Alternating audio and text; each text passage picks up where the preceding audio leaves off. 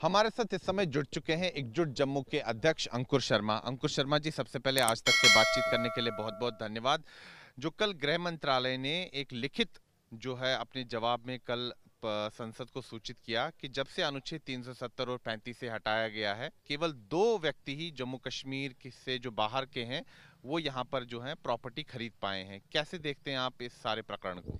देखिए, उसका कारण ये है कि जम्मू कश्मीर में अभी भी प्रॉपर्टी खरीदने के लिए आपको स्टेट सब्जेक्ट सर्टिफिकेट चाहिए।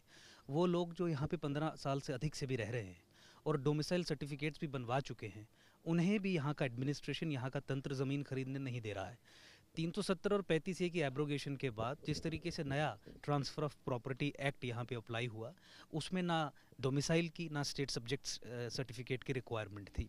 ये कानूनी एक सिचुएशन बनी। लेकिन अगर आप ऑफिसेज में जाएं, आप अगर दफ्तरों में जाएं, अगर बाहर का कोई व्यक्ति यहाँ पे ज़मीन खरीदने की कोशिश करे तो उससे सबसे पहले स्टेट सब्जेक्ट सर्टिफिकेट मांगा जाता है। इवन कि डोमिसाइल वालों को भी यहाँ पे ज़मीन खरीदने की परमिशन एडमिनिस्ट्रेशन नहीं दे रहा है। और समय समय पे हमारे पास ऐसे केस आते रहते हैं, समय समय पे हमारे पास ऐसे पीड़ित व्यक्ति आते रहते हैं जिनके केसेस को लेके हमें कोर्ट्स तक का सहारा लेना पड़ता है। We are in the process of getting a decree और ऑर्डर फ्रॉम अ कोर्ट, ताकि ऐसे लोग कानून में रह के ज़मीनें यहाँ पे खरीद सकें। लेकिन अंकुर शर्मा जी, जम्मू कश्मीर सरकार ने तो बहुत पहले ही जो है एक प्रेस कॉन्फ्रेंस को संबोधित किया था और उसमें उन्होंने साफ तौर पर कहा था कि जो नॉन एग्रीकल्चरल लैंड है, यानी कि गैर कृषि भूमि है, वो जम्मू कश्मीर के बाहर के भी लोग जो है यहाँ पर खरीद सकते हैं, उसके लिए कोई मनाही नहीं। देखिए, क्योंकि कानून वही कहता है, इसीलिए एलजी ने या एलजी एडमिनिस्ट्रेशन ने ये प्रेस कॉन्फ्रेंस की थी। मैं आपको प्रैक्टिकल सिचुएशन यहाँ पे बता रहा हूँ कि अभी भी स्टेट सब्जेक्ट सर्टिफिकेट मांगा जा रहा है। अदरवाइज व्हाट एक्सप्लेन्स कि केवल 2 ही लोग यहाँ पे भूमि ले सके। और अगर 2 लोगों के नाम सामने आ जाएं, अगर पार्लियामेंट में उन 2 लोगों के नाम पब्लिक कर दिए गए होते तो मुझे लगता कि वो भी क्लियर हो जाता कि किस तरीके से 2 लोगों ने ज़मीन यहाँ पे ली, जबकि बाकी सब लोगों को मना किया जा रहा है। जम्मू कश्मीर में अभी भी 370 और 35A के गेन्स को रिवर्स करने की दिशा में ही केंद्र सरकार काम कर रही है। इसीलिए कानून होने के बावजूद भी वो चल रहा है जो कानून में नहीं लिखा है, जो अनरिटन कोड है, जो जम्मू कश्मीर के मुस्लिम मेजॉरिटी कैरेक्टर को प्रोटेक्ट करने के लिए अंदर जो सिस्टम बैठाया गया है, वही शॉट्स कॉल कर रहा है। यही कारण है कि केवल 2 व्यक्तियों को, कश्मीर में तो गोली मार के भगा देते हैं, वहाँ पे तो कोई जाएगा नहीं। जम्मू में लोग ज़मीन खरीदना चाहते हैं, ऐसे हज़ारों की संख्या में लोग हैं जो 15 साल से, 20 साल से, 25 साल से, 35 साल से यहाँ पे मजदूरी कर रहे हैं, यहाँ पे काम कर रहे हैं, जिनके पास डोमिसाइल सर्टिफिकेट्स हैं। उन्हें भी ज़मीन खरीदने की परमिशन यहाँ की एडमिनिस्ट्रेशन नहीं देती। हमारे पास सैकड़ों की संख्या में, तथ्यों के आधार पर मैं आपको कह रहा हूँ, फाइल्स पड़ी हैं जहाँ पे इनकी रजिस्ट्रेशंस को डिक्लाइन किया गया है। फर्द एक डॉक्यूमेंट है जो बिगिनिंग है किसी भी लैंड शर्मा जी, परचेज आपको क्या लगता है कि जो सरकार के फिर जो दावे हैं वो बिल्कुल गलत हैं? देखिए, दिखाने के दांत और हैं और खाने के दांत और हैं।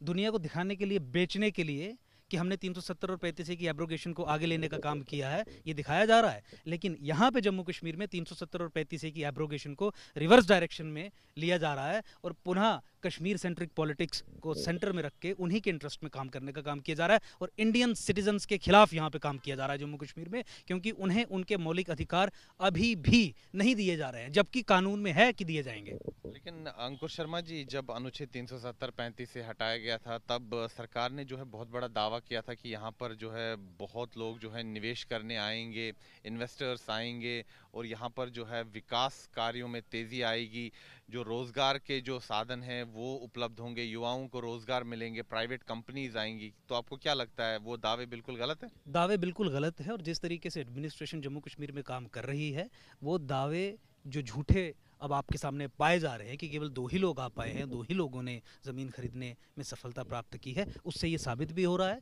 कि वो केवल दिखाने की बात थी। जब करने की बात आई तो पुनः 370 और 35 से पहले का ही सिस्टम यहाँ पे चल रहा है, उससे पहले के ही कानून यहाँ पे चल रहे हैं। बेशक लिखित में कानूनों को कुछ और रूप दे दिया हो, लेकिन ऑन ग्राउंड प्रैक्टिकली जो कानून ट्रांसलेट हो रहा है वो वही कानून ट्रांसलेट हो रहा है जो 370 और 35 से पहले का कानून था।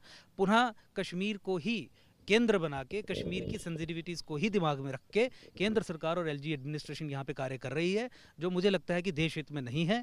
पब्लिकली झूठ बोलना, कानून बना के कानून की इम्प्लीमेंटेशन ना करना, ये डेमोक्रेसी की हत्या करने के साइंस हैं। मुझे लगता है कि पूरे देश को एकजुट होकर इन ओवरचर्स के खिलाफ आवाज़ उठानी चाहिए। तथ्य आपके सामने आ चुके हैं, 2 साल होने को जा रहे हैं, केवल 2 लोग, वो भी पॉलिटिकल पैटर्नेज पाए हुए कोई लोग होंगे, मे बी उनके कुछ बिजनेस इंटरेस्ट होंगे सरकार में बैठे हुए कुछ लोगों के पास साथ, इसीलिए उनको ज़मीन मिल पाई। अदरवाइज किसी भी भारतीय नागरिक को, या वो लोग जो यहाँ पे 15, 20, 25, 35, 40 साल से रह रहे हैं, जो जम्मू कश्मीर के निवासी नहीं थे, उनको ज़मीन खरीदने में न केवल परेशानी आ रही है बल्कि उनके लिए ज़मीन खरीदना असंभव हो गया है। अंकुर शर्मा जी, दूसरी तरफ अगर हम देखें कश्मीर घाटी में जो कई राजनीतिक दल हैं, उनका कहना है कि जो उनका डर था वो अब सच हो रहा है, क्योंकि जो जम्मू कश्मीर से बाहर के लोग हैं, यानी कि जो दूसरे राज्यों के लोग हैं, अब ज़मीन यहाँ पर खरीद सकते हैं। वो खरीद भी रहे हैं, क्योंकि 2 व्यक्तियों की जो है पुष्टि केंद्र सरकार ने की है। तो वो कह रहे हैं कि यहाँ पर डेमोग्राफिक चेंज हो जाएगा, जम्मू कश्मीर से बाहर से लोग आएंगे, बसेंगे, और यहाँ का जो रिसोर्सेज हैं उस पर भी जो है दबाव पड़ेगा। देखिए, तो तथ्य तो कुछ और ही कह रहे हैं, और मैंने आपको जिस तरीके से बताया कि कानून का क्रियान्वयन जिस तरीके से हो रहा है, वो तो वही सिस्टम चल रहा है जो 370 और 35 से पहले का था।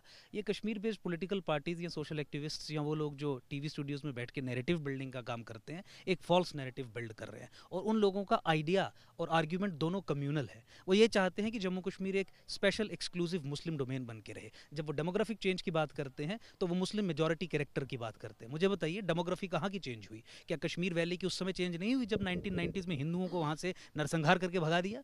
या जिस तरीके से लैंड जिहाद जम्मू में कानून बना के, रोशनी एक्ट 14 फरवरी 2018 का ऑर्डर, रोहिंग्यास और बांग्लादेशीज को यहाँ सेटल करके, यहाँ की रिवर्स, यहाँ के फॉरेस्ट, यहाँ की स्टेट लैंड्स पे सरकार द्वारा मुसलमानों को बैठा के, जिसकी रिपोर्ट्स हाईकोर्ट तक में आ गई हैं, क्या उस तरीके से डेमोग्राफिक चेंज नहीं हो रही? डेमोग्राफिक चेंज जब कश्मीर बात करता है तो एक जीनोसाइडल कॉन्टेक्स्ट में बात करता है, और मेरा ये मानना है कि सरकार को इन प्रोसेसेस को रिवर्स करने के लिए जो लॉज अब बन गए हैं उनको लेटर एंड स्पिरिट में इंप्लीमेंट करना चाहिए, और ऐसी कम्युनल ताकतों के सामने जो घुटने टेक चुकी है सरकार, वो घुटने नहीं टेकने चाहिए, खड़े होना चाहिए और अपने देश के हित में कार्य करना चाहिए। अंकुश शर्मा जी, इसी से जुड़ा हुआ एक अहम विषय है, जहाँ तक ये ज़मीन खरीदने की बात हो रही है, जो विस्थापित कश्मीरी हिंदू समाज है, 2 वर्ष बीत चुके हैं अनुच्छेद 370 और 35A को गए हुए, लेकिन अभी भी कुछ कॉन्क्रीट प्लान जो है सरकार की तरफ से नहीं आ रहा है। जो एम्प्लॉयमेंट की बात है, एम्प्लॉयमेंट का जो पैकेज है, जो कि डॉक्टर मनमोहन सिंह की सरकार के समय जो अप्रूवल हुआ था, उसी को आगे बढ़ाया जा रहा है और उसी को कहीं ना कहीं पैकेज करके दिखाया जा रहा है कि वापसी हो रही है। देखिए, कश्मीरी हिंदुओं के साथ जो भी 1990s में, उससे पहले भी जो वहाँ पे हुआ, वो नरसंहार था, वो जेनोसाइड था। और इस समस्या का निवारण करने के लिए केवल एक ही सोल्यूशन है कि जम्मू को एक सेपरेट स्टेट बनाया जाए और कश्मीर को 2 यूटीज़ में डिवाइड किया जाए, ताकि विक्टिम्स ऑफ जेनोसाइड, जिन हिंदुओं की आप बात कर रहे हो, उनके लिए स्पेशल यूटी बना के उनका रिहेबिलिटेशन का प्रोग्राम वहाँ पे किया जा सके। इस दिशा में सरकार कदम नहीं उठा रही है। जो सोल्यूशन है उस दिशा में सरकार ने कभी कदम उठाया ही नहीं, तो आपको क्या कॉन्क्रीट होता हुआ नजर आ जाएगा? और जहाँ तक आपने पीएम पैकेज की बात की जो मनमोहन सिंह सरकार के समय पे आया था, उस समय तो अभी लोग सड़कों पे हैं सेलेक्ट होने के बाद, क्योंकि उन्हें अब सेकेंड क्लास एम्प्लॉयज़ बनाया जा रहा है। उनके ऊपर एक ऐसा एसआरओ, एक ऐसा कानून मतलब अप्लाई कर दिया गया है जिसमें उन्हें मात्र बेसिक सैलरी मिलेगी, अलाउंसेस एटसेट्रा एटसेट्रा, उनकी सैलरी आधी कर दी गई है। एक सेकंड ऑर्डर के सिटीजन्स और एम्प्लॉयज़ उनको बना दिया गया है। तो मुझे लगता है कि जब आप दिशा में काम ही नहीं कर रहे हैं सही, तो आपको कुछ कॉन्क्रीट होता हुआ नजर भी नहीं आएगा। आज तक से बातचीत करने के लिए बहुत बहुत धन्यवाद। बहुत धन्यवाद। तो ये थे अंकुर शर्मा, एकजुट जम्मू के अध्यक्ष, और इनका साफ तौर पर कहना है कि जम्मू कश्मीर में जब से अनुच्छेद 370 और 35A को हटाया गया है, सरकार ने फिर जो बड़े बड़े दावे किए हैं वो बिल्कुल खोखले साबित हुए हैं। और उन्होंने कहा है कि कहीं ना कहीं जिस प्रकार से इस समय जम्मू कश्मीर में जो सिस्टम चल रहा है वो पुराना सिस्टम ही चल रहा है, और सरकार कहती कुछ है और करती कुछ है। वीडियो जर्नलिस्ट नीरज कुमार के साथ मैं सुनील भट्ट, जम्मू आज तक।